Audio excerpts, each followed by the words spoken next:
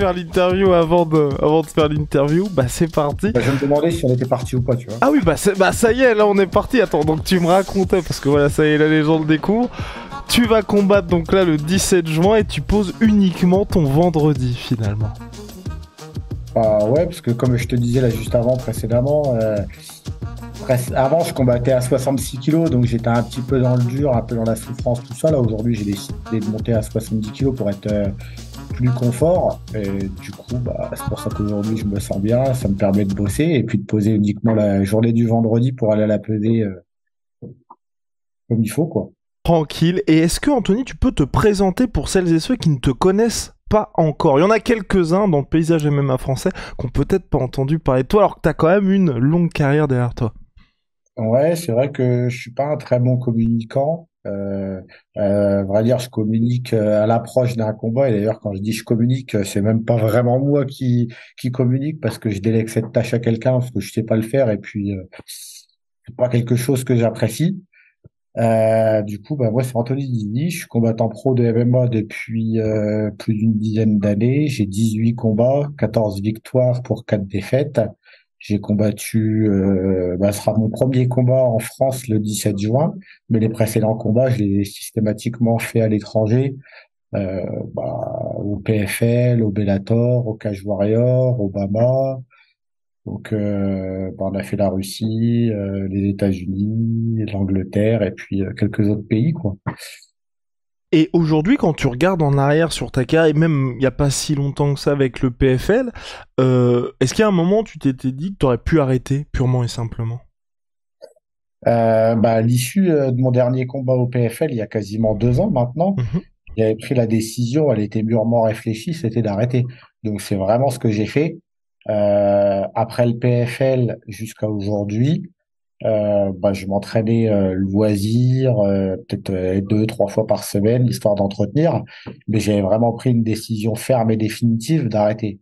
J'avais pas communiqué dessus parce que, comme je l'ai dit, je suis pas un bon communicant. Et puis, je savais que, bon, j'ai déjà vu pas mal de mes potes annoncer leur retraite. Je pense à Michael Lebou, par exemple, annoncer sa retraite et puis refaire un combat. Je me suis dit, allez, je vais rien dire et puis on verra ce qui se passe. Et bon, bah, l'avenir m'a donné raison. Heureusement que je l'ai pas annoncé parce que me va. Et Et là, puis ouais, on a décidé d'arrêter parce que bah, j'étais épuisé. ok, c'est-à-dire, quand tu dis épuisé, c'était quoi? C'était le physiquement, mentalement? Ça faisait un moment que ça me trottait l'envie d'arrêter de combattre parce que ouais, épuisé, pas parce que une vie professionnelle, une vie familiale avec des enfants. Et puis voilà, la rigueur des entraînements quotidiens, des régimes, etc. L'âge, parce que j'ai 35 ans bientôt. Tout ça, ça faisait que, ça y est, en plus j'avais une carrière de lutte avant de commencer ma carrière de MMA, donc j'avais déjà un peu bourlingué, quoi. Et qu'est-ce que je veux dire? Et ouais, Et, donc c'est une décision que j'ai mûrement réfléchie. et est-ce qu'il y a un moment où tu t'es dit, pourquoi pas mettre de côté ton travail pour aller full MMA, où ça a jamais été possible, ou c'est quelque chose que t'as jamais complètement envisagé? Bah, le boulot que j'ai, il est plutôt intéressant, donc non, franchement, je serais pas prêt à quitter mon travail. Et tu peux dire aux gens ce que tu fais? Je travaille dans le Champagne chez Veuve Clicquot, Mhm, ok. une grande maison de Ouais. champagne. C'est vrai que chez nous, dans la région, c'est un peu ce qui fait vivre la région de Champagne. Et puis, bah, Veuve Clicquot, c'est une des plus grosses maisons de Champagne. Donc, euh, donc Ouais, on s'y sent bien. donc pour toi, ouais, la question s'est jamais posée, ouais, de... Non, non, non. Et quand tu te retrouvais face à des gars, que ce soit au M1, que ce soit au PFL par exemple plus récemment, qui sont quand même, où c'est des grosses organisations, et que tu vois des mecs qui ne font peut-être que ça de leur vie, tu t'es toujours dit, moi je vais réussir à combiner les deux? Bah après, je me rendais compte que c'était possible parce que bah, bon, c'était possible. Et puis après, j'étais aussi conscient, comment dire, bah, des contraintes que ça pouvait amener. C'est-à-dire que moi, je peux m'entraîner qu'une fois par jour parce que bah, le reste de la journée, je bosse. Après, on fait avec les moyens du bord. Quand on prend c'était une décision qui était ouais, c'était ma décision et du coup bah c'est soit j'arrête, soit je fais avec les moyens du bord. Il n'était pas question pour moi d'arrêter Donc, bah, c'est sûr que je pense qu'on part avec un petit désavantage, mais après, voilà, on se rend compte qu'au bout d'un moment, on a des limites, hein. Et là, tu reviens donc à Hexagone et même à 9 le 17 juin. Est-ce que l'objectif, c'est de faire un nouveau run ou c'est plus l'opportunité de te dire, bah, tu vas combattre chez toi et c'est un beau moyen aussi de boucler la boucle? Bah, en fait, la décision de recombattre, ça s'est fait il y a approximativement 3 4 mois, où je discutais du coup avec Mathieu Nicourt, le matchmaker de l'Hexagone, qui cherchait des combattants locaux pour remplir la fight card de l'événement de Reims. Et puis bon, à un moment, je me dis bon allez, si jamais je reviens, comment est-ce qu'on peut s'arranger? Donc on a commencé à créer la discussion. Moi j'étais parti pour refaire un combat, donc celui-ci. Et puis dans la discussion, il s'est avéré que c'était plus intéressant de signer pour 3 combats. Donc là je t'avoue, c'est l'appât du gain qui m'a attiré. Et puis maintenant avec du recul, bah, je me dis que c'est plutôt une bonne chose parce que finalement j'ai organisé mon emploi du temps. J'arrive à m'entraîner maintenant le midi. Donc, ça me permet de m'entraîner tous les midis et peut-être 3 fois le soir. Donc, comme ça, j'arrive à concilier à la fois ma vie professionnelle, familiale et sportive. Et du coup, je me sens bien comme ça. Et l'objectif, là, donc, c'est un run vers le titre ou c'est juste faire tes 3 combats? Ça, c'est comme on parle souvent de ça. Mhm. Évidemment, c'est vrai que j'ai jamais eu de ceinture. D'ailleurs, j'ai dû combattre une fois pour une ceinture peut-être. Euh, C'est sûr que si je m'arrêtais avec une ceinture, bah, ce serait toujours, ce sera un gros plus, quoi. Après, pour l'instant, la question, je vais pas dire que je me la pose pas, mais je prends combat par combat. On va déjà gagner ce combat, et puis ensuite, on aura peut-être une petite discussion avec l'Hexagone, voir comment est-ce que ça peut se passer, quoi. Mais forcément, c'est dans un coin de ma tête, ça, c'est obligé. Hmm. Et quand tu regardes un petit peu en arrière, dans toutes les organisations que tu as connues, il y a peu de Français qui ont connu autant d'organisations que toi et aussi prestigieuses, dans laquelle tu te sentais le mieux ou quelle est l'organisation que tu as préférée, toi? Bah franchement, moi j'ai kiffé le PFL. J'ai aimé aussi. Alors après, chaque organisation avait ces petits moments dont je me souviens. Quand on a commencé au SHE, c'était les débuts, c'était l'euphorie, c'était beau, c'était prestigieux parce que bah on était en Suisse, à Genève, donc c'était sympa. Ensuite, le Cage Warrior, le Bama, bon c'était très bien, mais après j'ai apprécié particulièrement quand on a fait le M1 et Mika Lebou qui a combattu avec moi sur ces événements, il le dit aussi souvent, c'est que bon, on était une bonne équipe, on était bien reçus, c'était dans la sobriété, voilà, ça brillait pas, tout ça, mais bon, on était en terrain hostile et puis il fallait montrer les dents pour pouvoir bah voilà, montrer à qui on était. Donc ça, c'était des moments sympas. Et puis, et puis vraiment en termes d'organisation, de prestige, d'événements. Le PFL, franchement, il était au top. Je me souviens surtout du PFL, le premier que j'ai fait, parce que j'en ai fait deux. Le premier PFL que j'ai fait, on était en pleine période de Covid et on a dû passer par 17 jours d'isolement en chambre.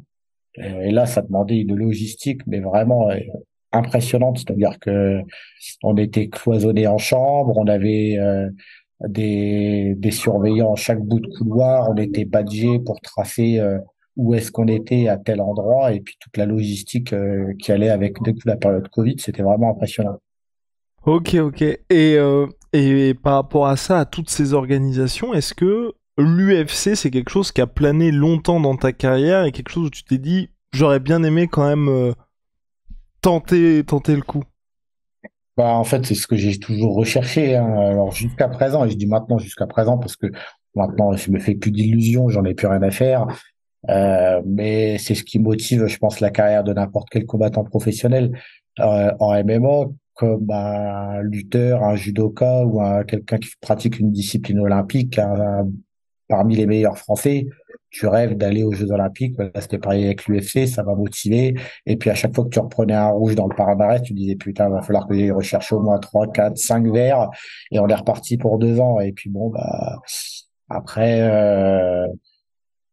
La chance, elle m'a pas forcément souri. Et puis c'est tout, hein. C'est sûr que clôturer une carrière en ayant sur son CV ex-combattant UFC, ça parle tout de suite. Quoique maintenant, finalement, peut-être que avec un peu de temps, ex-combattant PFL, ça va commencer à peser. Quand je vois la communication qui commence à mettre en place, je pense que ils ont le vent en poupe et qui se positionnent vraiment comme des concurrents de l'UFC. Et il y a peut-être pas eu l'UFC pour toi, mais par contre, là, va y avoir un retour en France. Et est-ce que aussi, soit l'UFC ou d'autres événements comme Ares régulièrement, l'Hexagone MMA aussi, est-ce que c'est ça qui t'a donné envie de te dire, j'ai aussi envie de recombattre, mais combattre chez moi cette fois? Parce que c'est vrai que d'habitude, t'es dans des situations où on va dire que c'était plutôt un public pas forcément hostile, mais on va dire qu'il était plus en faveur de ton adversaire que là pour te soutenir toi. Eh ben, étrangement, moi, le fait d'aller vers un public, comme tu me le dis là, un peu hostile, ça, c'est quelque chose qui me plaisait parce que on a un peu de challenger, on arrive dans un terrain, hostile et donc il faut aller montrer, prouver que bah, le petit Français de la province, il va casser la bouche au local.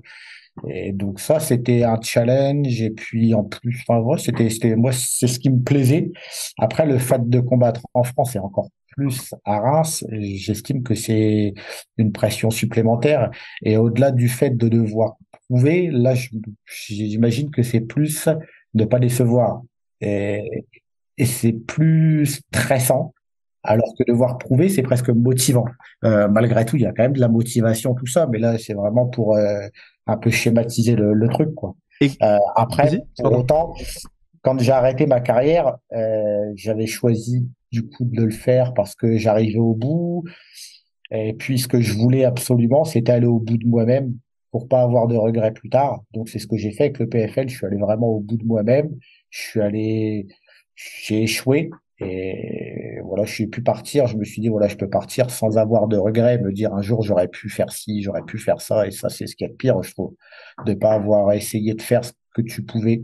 Euh, et là, je me suis dit, bah voilà, c'est pareil. J'aimerais bien partir avec l'expérience d'avoir combattu chez moi. Et qu'est-ce qu'il y a eu comme moment charnière pour toi dans ta carrière, justement? Là, tu parlais de pas partir avec des regrets, mais est-ce qu'il y a des moments où tu te dis, soit j'aurais peut-être pu faire ça, dû faire ça, ou au contraire, j'ai bien fait de choisir cette opportunité? Est-ce qu'il y a des moments où tu te dis, là, c'est vraiment des moments clés pour moi? J'ai pas de regrets sur ma carrière. J'aurais dû faire plein d'autres choses.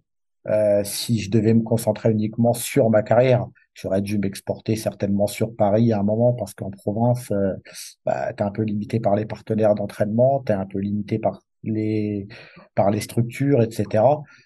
Donc j'aurais dû aller sur Paris.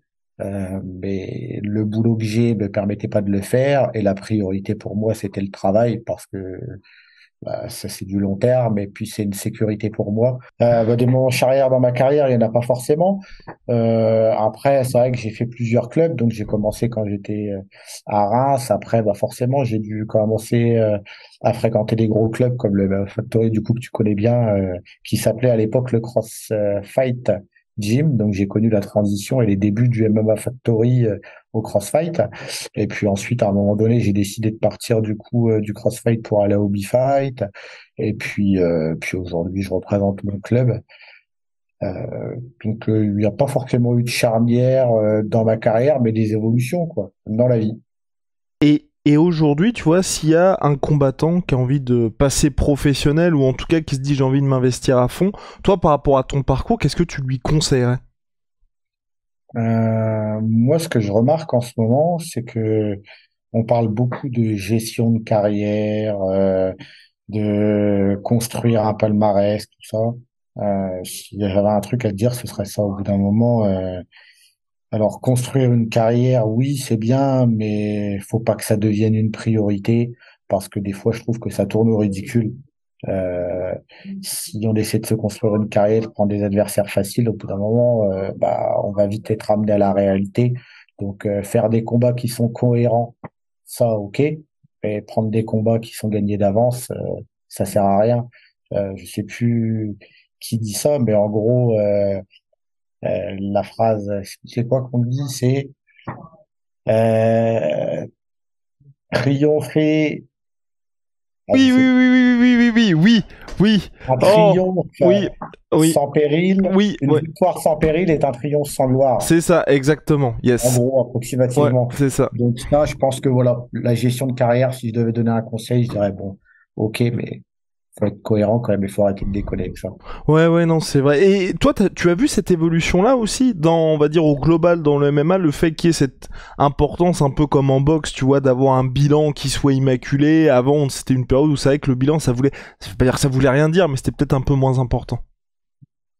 Bah, j'imagine que ça a pris de plus en plus d'importance avec le fait que les combattants maintenant ils commencent à pouvoir faire un peu plus les fines bouches qu'à l'époque, parce qu'à l'époque, en gros, bah, on te proposait un combat à l'étranger, c'était tu prends le combat contre lui ou sinon tu dégages.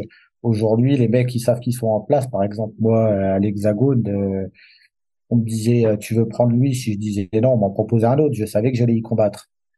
Donc je pense qu'il y a beaucoup de combattants qui se retrouvent dans cette configuration-là maintenant et puis qui se permettent de refuser un, deux, trois combattants jusqu'à ce qu'on leur propose le bon, alors qu'à l'époque c'était pas possible.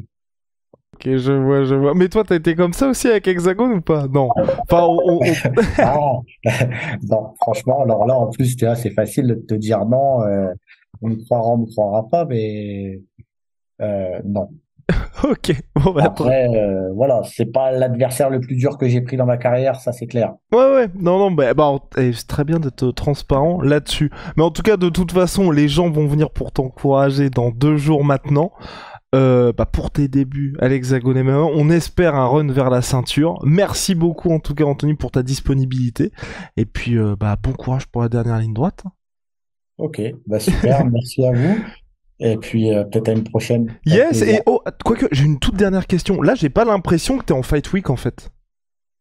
Je suis peinard, là, je suis au boulot, Voilà, je suis dans mon quotidien, hein. on est Mais je suis à d'accord. la maison, elle est là toute la différence. Ouais, ok, ok, ok. Et bah, parfait. Allez, merci beaucoup. Allez, salut, à plus.